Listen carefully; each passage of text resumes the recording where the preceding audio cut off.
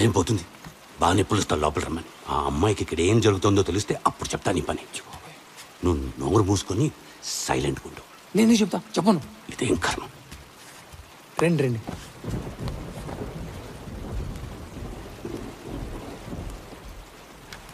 దామ్మా కూర్చో.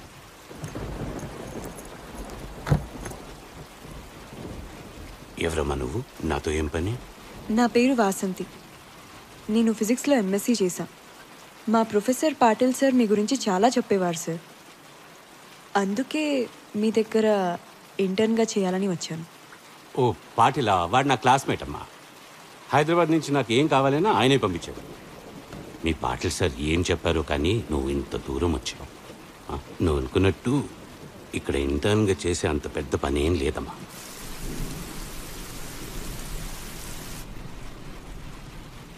సరే సార్, నేను వెళ్తాను మరి. మీరేం వరి అవ్వకండి, చూసుకుంటారు.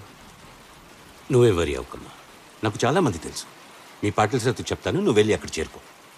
నువ్వు ఇంత దూరం వచ్చావు కాబట్టి కొంచెం రెస్ట్ తీసుకో. అదిగో ఆ రూమ్ వాడుకో, ఓకేనా? వెళ్ళమ్మా. సరే సార్.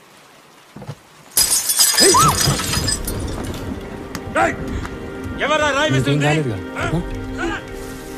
ఎవరా అది? Rascals, పరివాడలేని idiots. రే అర్థం కాదు, దొరికితే నీ మొహం పగల కొడతా చెప్తున్నా. వాడేనా? వాడే అనుకుంటా. ఇంకెవడు వాడే అయి ఉంటాడు. అయ్యో చూసుకోండి. నువ్వేం టెన్షన్ పడకమ్మా. ఎవరో తెలుసో తెలియక చేస్తుంటారు. నీకేం కాలేదు కదా? నాకేం కాలేదు. నువ్వు ఆ రూమ్లోకి వెళ్ళమ్మా, సరేనా? తర్వాత కలదు.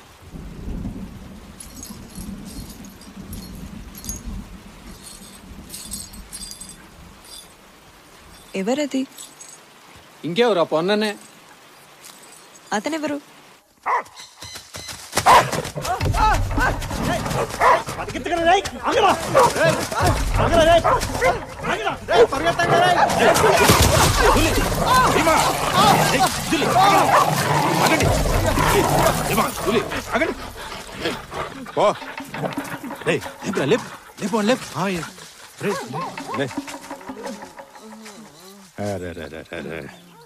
అయినా కుక్కల ముందు పరిగెత్తకూడదని తెలియదంటరా.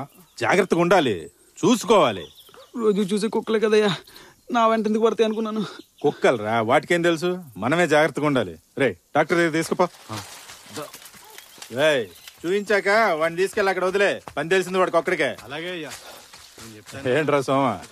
అయ్యా వదిలితే చంపేసేటట్టున్నాయి మనుషుల్ని. అది కాదయ్యా, ముందు నేను చెప్పేది వినండి. ఏంట్రా?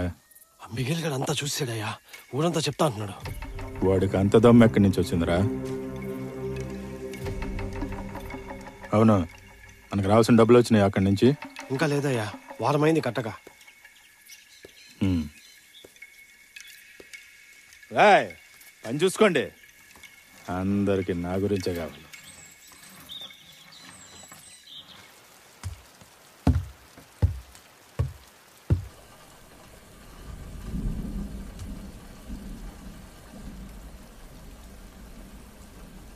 నువ్వు ఇక్కడే ఉంటావా? మైలి దగ్గరే, కానీ ఎక్కువ ఇక్కడే ఉంటా సరికి తోడుగా.